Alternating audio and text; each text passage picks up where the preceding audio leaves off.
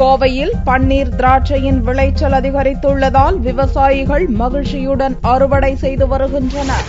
கோவையை அடுத்த தொண்டாமுத்தூர், தீத்திப்பாளையம், குப்பனூர் உட்பட பல்வேறு பகுதிகளில் பன்னீர் திராட்சை சாகுபடியில் விவசாயிகள் ஈடுபட்டனர். ரசாயன முறையை தவிர்த்து இயற்கை முறையில் திராட்சையை விவசாயிகள் சாகுபடி செய்தனர். திராட்சை மூலம் ஒயின், சாக்லேட், ஜாம் போன்றவை தயாரிக்கப்படுவதால் அதற்கான தேவையும் அதிகரித்துள்ளது. தற்போது கோவையில் திராட்சையின் விளைச்சல் அதிகரித்துள்ளதால் விவசாயிகள் மகிழ்ச்சியுடன் அறுவடை செய்து வருகின்றனர்.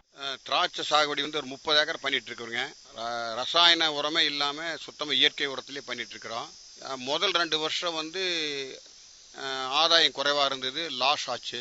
இப்போ நார்மலா நல்ல ஈல்டு வருதுங்க, நல்ல விலைக்கு வித்துட்டு இருக்கிறோம்.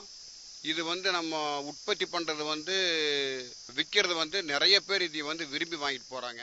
தோட்டக்கலைத்துறை மூலம் விவசாயிகளுக்கு மானியம் கொடுக்கப்பட்டு திராட்சை சாகுபடியை அதிகரித்துள்ளதாக தோட்டக்கலைத்துறை உதவி இயக்குநர் வசந்தி கூறினார். தொண்டாமுத்தூர் வட்டாரத்துல சுமார் 430 ஏக்கர் பரப்பளவுல மஸ்கட்னு சொல்லப்படுற பன்னீர் திராட்சை விவசாயிகள் பயிரிடப்பட்டு வர்றாங்க.